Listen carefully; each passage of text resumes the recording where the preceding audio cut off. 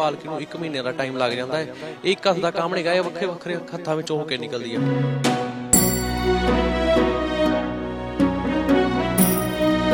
Cutting करदा, कोई कढ़ाई करदा, इस तरह ही जिहड़ा हैगा है इहदी भी कढ़ाई दा जिहड़ा काम है वो मुसलमान ही काम कारीगर काम करते हैं।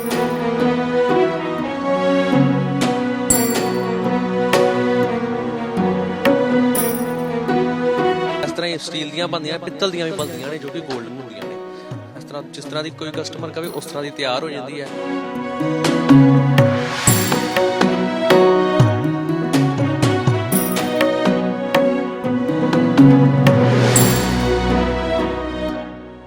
ਵਾਹਿਗੁਰੂ ਜੀ ਕਾ ਖਾਲਸਾ ਵਾਹਿਗੁਰੂ ਜੀ ਕੀ ਫਤਿਹ।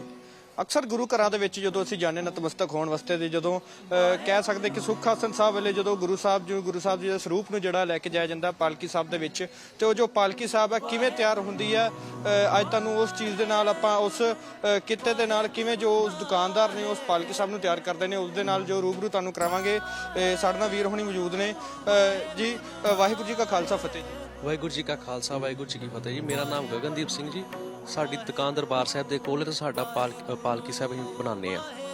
ਆਪਾਂ ਜੇ ਗੱਲ ਕਰ ਲਈਏ ਕਿ ਇਹ ਜੋ ਅਸੀਂ ਪਾਲਕੀ ਸਾਹਿਬ ਦੇਖ ਰਹੇ ਹਾਂ ਕਿਵੇਂ ਤਿਆਰ ਹੁੰਦੀ ਹੈ ਤੇ ਕਿੰਨਾ ਸਮਾਂ ਜੋ ਲੱਗ ਜਾਂਦਾ ਇਸ ਪਾਲਕੀ ਸਾਹਿਬ ਤਿਆਰ ਹੋਣ? ਇੱਕ ਪਾਲਕੀ ਸਾਹਿਬ ਨੂੰ ਤਿਆਰ ਨਹੀਂ ਕਰੀਦਾ, ਮਤਲਬ ਕਿ ਕਾਫੀ ਪੀਸਿਸ ਪਾਈਦੇ ਨੇ, ਠੀਕ ਹੈ। ਐਕਸਟੀਮੇਟ ਕੋਈ ਕਸਟਮਰ ਨੇ ਆਰਡਰ ਦੇਣਾ, ਇੱਕ ਪਾਲਕੀ ਨੂੰ 1 ਮਹੀਨੇ ਦਾ ਟਾਈਮ ਲੱਗ ਜਾਂਦਾ ਹੈ। ਇੱਕ ਹੱਥ ਦਾ ਕੰਮ ਨਹੀਂ ਗਾ, ਇਹ ਵੱਖਰੇ ਵੱਖਰੇ ਹੱਥਾਂ ਵਿੱਚੋਂ ਹੋ ਕੇ ਨਿਕਲਦੀ ਹੈ, ਠੀਕ ਹੈ ਜੀ। ਜਿਸ ਤਰ੍ਹਾਂ ਤੁਸੀਂ ਜਾਣਦੇ ਦਰਬਾਰ ਸਾਹਿਬ ਦੀ ਨਹੀਂ ਸਾਈਂ ਮੀਆਂ ਮੀਰ ਨੇ ਰੱਖੀ ਸੀਗੀ, ਮੁਸਲਮਾਨ ਕੋਲੋਂ ਰਖਵਾਈ ਸੀਗੀ ਆਪਣੇ ਗੁਰੂ ਸਾਹਿਬ ਨੇ। ਇਸ ਤਰ੍ਹਾਂ ਹੀ ਜਿਹੜਾ ਪਾਲਕੀ ਸਾਹਿਬ ਦਾ ਕੰਮ ਆ ਵੱਖਰੇ ਵੱਖਰੇ ਕਾਰੀਗਰ ਬਣਾਉਂਦੇ ਨੇ, ਕੋਈ ਕਟਿੰਗ ਕਰਦਾ, ਕੋਈ ਕਢਾਈ ਕਰਦਾ। ਇਸ ਤਰ੍ਹਾਂ ਹੀ ਜਿਹੜਾ ਹੈਗਾ ਏ ਇਹਦੀ ਵੀ ਕਢਾਈ ਦਾ ਜਿਹੜਾ ਕੰਮ ਹੈ ਉਹ ਮੁਸਲਮਾਨ ਹੀ ਕਾਰੀਗਰ ਕੰਮ ਕਰਦੇ ਨੇ।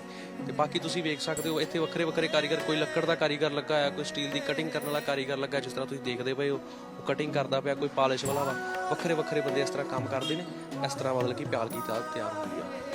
ਅਸੀਂ ਗੱਲ ਕਰੀਏ ਕਿ ਪਹਿਲਾਂ ਇੱਕ ਸਮਾਂ ਸੀਗਾ ਜਦੋਂ ਲੱਕੜ ਦੀ ਪਾਲਕੀ ਸਾਹਿਬ ਕਾਫੀ ਤਿਆਰ ਹੁੰਦੀ ਸੀ, ਪਰ ਅੱਜ ਦੇ ਸਮੇਂ ਦੀ ਗੱਲ ਕਰ ਲਈਏ ਤੇ ਅੱਜ ਜੋ ਸਟੀਲ ਦੀ ਆਪਾਂ ਕਹਿ ਸਕਦੇ ਪਾਲਕੀ ਸਾਹਿਬ ਤਿਆਰ ਹੁੰਦੀ, ਇਹ ਕੀ ਕਾਰਨ ਹੈ? ਕਿਉਂ ਮਤਲਬ ਇੰਨੀ ਚੇਂਜਸ ਕਿਉਂ ਆਈਆਂ?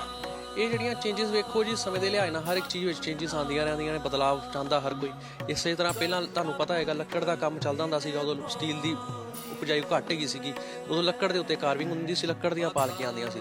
ਹੁਣ ਇਹ ਕੁਛ ਸ਼ਾਈਨਿੰਗ ਕਰਦੀਆਂ ਤਾਂ ਲੋਕੀ ਕਹਿੰਦੇ ਨੇ ਕਿ ਸਾਨੂੰ ਮਤਲਬ ਕਿ ਸਟੀਲ ਦੀ ਪਾਲਕੀ ਮੰਗਦਾ ਕਸਟਮਰ, ਤੇ ਸਟੀਲ ਦੀਆਂ ਬਣਨੀਆਂ ਸ਼ੁਰੂ ਹੋ ਗਈਆਂ। ਇਸ ਤਰ੍ਹਾਂ ਹੀ ਸਟੀਲ ਦੀਆਂ ਬਣਦੀਆਂ, ਪਿੱਤਲ ਦੀਆਂ ਵੀ ਬਣਦੀਆਂ ਨੇ ਜੋ ਕਿ ਗੋਲਡਨ ਹੁੰਦੀਆਂ ਨੇ। ਇਸ ਤਰ੍ਹਾਂ ਜਿਸ ਤਰ੍ਹਾਂ ਦੀ ਕੋਈ ਕਸਟਮਰ ਕਵੇ ਉਸ ਤਰ੍ਹਾਂ ਦੀ ਤਿਆਰ ਹੋ ਜਾਂਦੀ ਹੈ। ਸਾਈਜ਼ ਜੋ ਕਹੋ ਉਹ ਮਿਲ ਜਾਏਗਾ ਕਸਟਮਰ ਨੂੰ। ਜੇਕਰ ਅਸੀਂ ਗੱਲ ਕਰੀਏ ਕਿ ਜੋ ਪਾਲਕੀ ਸਾਹਿਬ ਹੈ ਕਿਹੜੇ ਸਾਈਜ਼ ਤੋਂ ਲੈ ਕੇ ਤੇ ਕਿਹੜੇ ਸਾਈਜ਼ ਤੱਕ ਜੋ ਹੈ ਤਿਆਰ ਹੁੰਦੀ ਹੈ? ਜਿਹੜੀ ਪਾਲਕੀ ਸਾਹਿਬ ਦਾ ਸਟਾਰਟਿੰਗ ਸਾਈਜ਼ ਹੈ ਉਹ 2 ਫੁੱਟ 2.5 ਫੁੱਟ ਤੋਂ ਸਟਾਰਟਿੰਗ ਹੋ ਜਾਂਦਾ ਹੈ, ਜੋ ਕਿ ਸੈਂਚੀਆਂ ਪੋਥੀਆਂ ਵਾਸਤੇ ਹੁੰਦਾ ਹੈ, ਠੀਕ ਹੈ ਜੀ। ਉਸ ਤੋਂ ਬਾਅਦ ਆ ਜਾਂਦਾ 3 ਫੁੱਟ ਸਾਈਜ਼ ਜੋ ਗੁਰੂ ਗ੍ਰੰਥ ਸਾਹਿਬ ਵਾਸਤੇ ਸਟੇਬਲ ਹੈਗਾ ਹੈ, ਠੀਕ ਹੈ। ਉਸ ਤੋਂ ਬਾਅਦ ਆ ਜਾਂਦਾ ਫਿਰ ਗੁਰਦੁਆਰੇ ਵਾਸਤੇ 4 ਫੁੱਟ 2 ਫੁੱਟ ਸਾਈਜ਼ ਜੋ ਗੁਰਦੁਆਰੇ ਵਾਸਤੇ ਹੈ। ਬਾਕੀ ਉਸ ਤੋਂ ਵੱਡਾ ਫਿਰ ਜਿੰਨਾ ਵੀ ਕੋਈ ਕਸਟਮਰ ਕਵੇ ਉਹਨਾਂ ਦੇ ਥੜੇ ਦੇ ਹਿਸਾਬ ਨਾਲ ਜਿੱਡਾ ਵੀ ਕਵੇ ਉਸ ਹਿਸਾਬ ਨਾਲ ਤਿਆਰ ਹੋ ਜਾਂਦਾ ਹੈ ਉਹ ਸਾਈਜ਼, ਡਿਜ਼ਾਈਨ ਦੇ ਹਿਸਾਬ ਨਾਲ ਜੋ ਕਸਟਮਰ ਕਵੇ। ਇਹ ਜੋ ਅਸੀਂ ਡਿਜ਼ਾਈਨ ਦੇਖ ਰਹੇ ਹਾਂ, ਮੈਂ ਆਪਣੇ ਸਹਿਯੋਗੀ ਨੂੰ ਕਹਾਂਗਾ ਇੱਕ ਵਾਰੀ ਇਹ ਜਿਹੜਾ ਜੋ ਕਢਾਈ ਹੈ ਇੱਕ ਵਾਰੀ ਇਹ ਵੀ ਦਿਖਾਈ ਜਾਵੇ ਵਧੀਆ ਤਰੀਕੇ ਨਾਲ, ਕਿਉਂਕਿ ਇਹ ਜੋ ਕਢਾਈ ਆ ਅਕਸਰ ਵੇਖਣ ਨੂੰ ਆਉਂਦਾ ਕਿ ਪਾਲਕੀ ਸਾਹਿਬ ਤੇ ਜਿਹੜੀ ਆ ਕਢਾਈ ਸ਼ੁਰੂ ਤੋਂ ਹੀ ਵੇਖਣ ਨੂੰ ਮਿਲਦੀ ਆ। ਇਹਦਾ ਕੀ ਕਾਰਨ ਹੈ? ਕਿਉਂ ਇਹ ਕਢਾਈ ਕਿਉਂ ਕੀਤੀ ਜਾਂਦੀ ਹੈ? ਤੇ ਦੂਸਰੀ ਗੱਲ ਇਹ ਆ ਕਿ ਇਹ ਜੋ ਕਢਾਈ ਆ ਕੌਣ ਕਰਦਾ ਹੈ? ਇਹ ਜਿਹੜੀ ਕਢਾਈ ਦਾ ਕੰਮ ਹੈ ਭਾਵੇਂ ਉਹ ਸ਼ੁਰੂ ਤੋਂ ਦੇਖਦੇ ਆ ਰਹੇ ਹੋ ਤੁਸੀਂ, ਲੱਕੜ ਤੇ ਵੀ ਹੁੰਦੀ ਸੀ ਜਿਸ ਤਰ੍ਹਾਂ ਤੁਸੀਂ ਕਿਹਾ, ਪਹਿਲਾਂ ਲੱਕੜ ਤੇ ਹੁੰਦੀ ਸੀ। ਇਹ ਚਿੱਤਰਕਾਰੀ ਜਿਹੜੀ ਆ ਸੋਹਣੀ ਲੱਗਦੀ ਆ। ਲੱਕੜ ਦੀ ਜਿਹੜੀ ਸੀ ਉਹ ਵੀ ਮੁਸਲਮਾਨ ਹੀ ਕਰਦੇ ਸੀ। ਅੱਜ ਜੇ ਸਟੀਲ ਦਾ ਕੰਮ ਹੋ ਗਿਆ ਵਾ ਇਹ ਵੀ ਮੁਸਲਮਾਨ ਹੀ ਕਾਰੀਗਰ ਕੰਮ ਕਰਦੇ ਨੇ। ਜਿਹੜਾ ਕਢਾਈ ਦਾ ਕੰਮ ਹੈ ਇਹ ਮੁਸਲਮਾਨ ਹੀ ਕਰਦੇ ਸੀਗੇ। ਇਹ ਫੁੱਲ ਜਿਹੜੇ ਬੂਟੇ ਪਾਏ ਗਏ ਨੇ ਇਹ ਸੋਹਣੇ ਲੱਗਦੇ ਨੇ, ਇਹ ਸ਼ੋਭਾ ਵਧਾਉਂਦੇ ਨੇ ਪਾਲਕੀ ਸਾਹਿਬ ਦੀ, ਇਸ ਕਰਕੇ ਇਹਨਾਂ ਉੱਤੇ ਕਾਰਵਿੰਗ ਦਾ ਕੰਮ ਕੀਤਾ ਜਾਂਦਾ ਵਾ। ਇਹ ਜਿਹੜੇ ਮੁਸਲਮਾਨ ਜਿਹੜੇ ਕਾਰੀਗਰ ਨੇ ਇਹ ਲੱਭਣੇ ਔਖੇ ਨੇ ਅੱਜ ਦੇ ਸਮੇਂ ਦੇ ਵਿੱਚ ਕਿ ਈਜ਼ੀਲੀ ਆਪਾਂ ਨੂੰ ਮਿਲ ਸਕਦੇ ਨੇ? ਨਹੀਂ, ਇਹ ਜਿਹੜੇ ਕਾਰੀਗਰ ਹੈਗੇ ਨੇ ਬਹੁਤ ਥੋੜੇ ਹੈਗੇ ਨੇ, ਬਹੁਤ ਮੁਸ਼ਕਲ ਨਾਲ ਸਾਨੂੰ ਮਿਲਦੇ ਨੇ।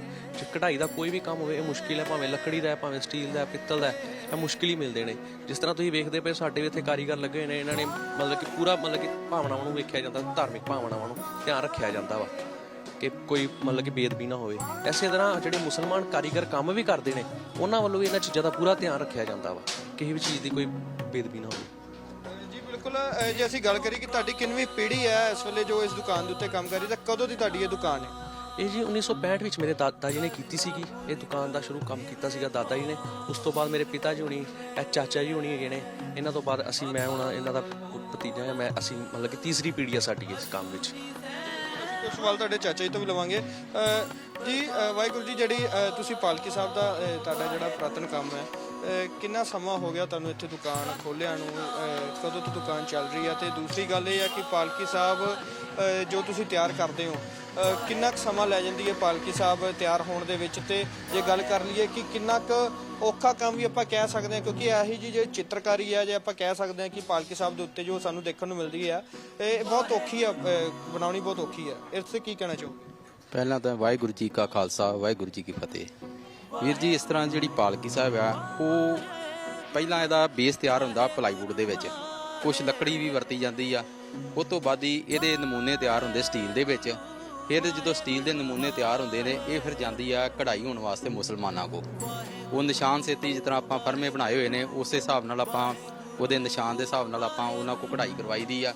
ਖੰਡੇ ਛਪਾਉਣੇ ਆ ਜਾਂ ਸਤਨਾਮ ਵਾਹਿਗੁਰੂ ਜਾਂ ਸੱਚਖੰਡ ਵਸੇ ਨਿਰੰਕਾਰ, ਜੋ ਗਾਹਕ ਦੀ ਡਿਮਾਂਡ ਹੋਵੇ ਉਹਦੇ ਮੁਤਾਬਕ ਉਹ ਚੀਜ਼ ਤਿਆਰ ਕਰਕੇ ਜਦੋਂ ਆਉਂਦੀ ਆ ਫਿਰ ਸਾਡੇ ਕੋਲ ਕਾਰੀਗਰ ਲੱਗੇ ਹੋਏ ਨੇ, ਉਹ ਫਿਟਿੰਗ ਕਰ ਦਿੰਦੇ ਨੇ। ਉਹ ਤੋਂ ਬਾਅਦ ਹੀ ਸਾਡੇ ਕੋਲ ਕਾਰੀਗਰ ਹੈਗਾ ਜਿਹੜਾ ਪਾਲਿਸ਼ ਕਰਦਾ ਵਾ। ਫਿਰ ਪਾਲਿਸ਼ ਤੋਂ ਬਾਅਦ ਹੀ ਇਹਦੀ ਫਿਟਿੰਗ ਹੁੰਦੀ ਆ। ਫਿਰ ਫਾਈਨਲੀ ਪਾਲਕੀ ਤਿਆਰ ਹੁੰਦੀ ਆ। ਮਿਨੀਮਮ ਇਹਨੂੰ 15 ਤੋਂ ਲੈ ਕੇ ਤੇ 20 ਦਿਨ ਛੋਟੀ ਪਾਲਕੀ ਜਿਹੜੀ ਸਟੈਂਡਰਡ ਸਾਈਜ਼ ਪਾਲਕੀ ਆ ਉਹਨੂੰ ਤਿਆਰ ਹੁੰਦਿਆਂ ਟਾਈਮ ਲੱਗਦਾ 15 ਤੋਂ 20 ਦਿਨ। ਅਕਸਰ ਦੇਖਣ ਨੂੰ ਆਉਂਦਾ, ਤੁਸੀਂ ਕਿਹਾ ਕਿ ਜੋ ਮੁਸਲਮਾਨ ਜੋ ਕਾਰੀਗਰ ਨੇ ਉਹ ਇਸ ਚੀਜ਼ ਦੀ ਜੋ ਚਿੱਤਰਕਾਰੀ ਕਰਦੇ ਨੇ, ਪਰ ਜੇ ਗੱਲ ਕਰੀਏ ਧਰਮਾਂ ਦੀ ਤਾਂ ਧਰਮਾਂ ਦੇ ਵੰਡੇਰੇ ਜੇ ਕਹਿ ਸਕਦੇ ਆਪਾਂ ਕਿ ਵੱਖ-ਵੱਖ ਧਰਮਾਂ ਨੂੰ ਲੈ ਕੇ ਸਿਆਸਤ ਇੱਥੇ ਹੁੰਦੀ ਹੈ, ਪਰ ਇਹ ਜੋ ਚੀਜ਼ ਤੁਸੀਂ ਕਹਿ ਰਹੇ ਹੋ ਕਿ ਮੁਸਲਮਾਨ ਕਾਰੀਗਰ ਹੀ ਕਰਦੇ ਆ, ਕਿੰਨਾ ਕੁ ਕਹਿਣਾ ਚਾਹੋ ਕਿੰਨਾ ਕੁ ਵਧੀਆ ਚੀਜ਼ ਆ ਕਿ ਹਜੇ ਵੀ ਆਪਾਂ ਕਹਿ ਸਕਦੇ ਕਿ ਸਿੱਖੀ ਧਰਮ ਹੈ, ਕੋਈ ਧਰਮ ਇੱਕ, ਸਾਰੇ ਧਰਮ ਇੱਕ ਸਮਾਨ ਹੈ, ਕੋਈ ਵੱਖੋ-ਵੱਖ ਨਹੀਂ ਹੈ? ਦੇਖੋ ਵੀਰ ਜੀ, ਜਿਹੜੀ ਦੇ ਸਿਆਸਤ ਦੀ ਗੱਲ ਆ ਉਹ ਤੁਹਾਡੀ ਠੀਕ ਹੈਗੀ ਆ। ਸਿਆਸਤ ਨੇ ਹੀ ਇਹ ਧਰਮਾਂ ਦੇ ਵਿੱਚ ਵੰਡ ਪਾਈ ਹੋਈ ਆ। ਬਾਕੀ ਆਪਾਂ ਤੇ ਸ਼ੁਰੂ ਤੋਂ ਹੀ ਮੁਸਲਮਾਨਾਂ ਨੂੰ ਨਾਲ ਲੈ ਕੇ ਚੱਲ ਰਹੇ ਆ ਤੇ ਮੁਸਲਮਾਨ ਸਾਨੂੰ ਲੈ ਕੇ ਚੱਲ ਰਹੇ। ਦੇਖੋ ਉਹਨਾਂ ਦੇ ਵਪਾਰ ਸਾਡੇ ਨਾਲ ਜੁੜੇ ਹੋਏ ਨੇ ਤੇ ਸਾਡੇ ਵਪਾਰ ਉਹਨਾਂ ਨਾਲ ਜੁੜੇ ਹੋਏ ਨੇ। ਜਿਹੜਾ ਕਾਰਾਗਰੀ ਦਾ ਕੰਮ, ਜਿਹੜਾ ਮੇਨ ਸ਼ਿੰਗਾਰ ਦਾ ਕੰਮ ਹੈ ਉਹ ਮੁਸਲਮਾਨਾਂ ਦੇ ਹੱਥ ਵਿੱਚ ਹੀ ਹੈਗਾ ਵਾ। ਬਾਕੀ ਫਿਟਿੰਗ ਜਿਹੜੀ ਸਟੀਲ ਦੀ ਕਢਾਈ ਕਰਨੀ ਉਹ ਉਹਨਾਂ ਦੇ ਹੱਥ 'ਚ ਹੈਗੀ ਆ, ਫਿਟਿੰਗ ਆਪਾਂ ਕਰਨੀ ਆ। ਦੂਸਰੀ ਗੱਲ ਜਿਹੜਾ ਬੇਸ ਬਣਾਉਣਾ, ਜਿਹੜਾ ਪਾਲਕੀ ਸਾਹਿਬ ਦਾ ਬੇਸ ਬਣਦਾ ਵਾ ਉਹ ਸਾਡੇ ਕਾਰੀਗਰਾਂ ਨੇ ਆਪ ਬਣਾਉਣਾ ਦਾ। ਤੇ ਬਸ ਇਹ ਮੇਨ ਗੱਲ ਹੈ ਵੀ ਜਿਹੜੀ ਮੁਸਲਮਾਨਾਂ ਨੇ ਕਢਾਈ ਕਰਨੀ ਆ, ਸ਼ਿੰਗਾਰ ਜਿਹੜਾ ਮੇਨ ਸ਼ਿੰਗਾਰ ਦਾ ਕੰਮ ਹੈ ਉਹ ਮੁਸਲਮਾਨਾਂ ਦੇ ਹੱਥ 'ਚ ਹੀ ਹੈਗਾ ਵਾ।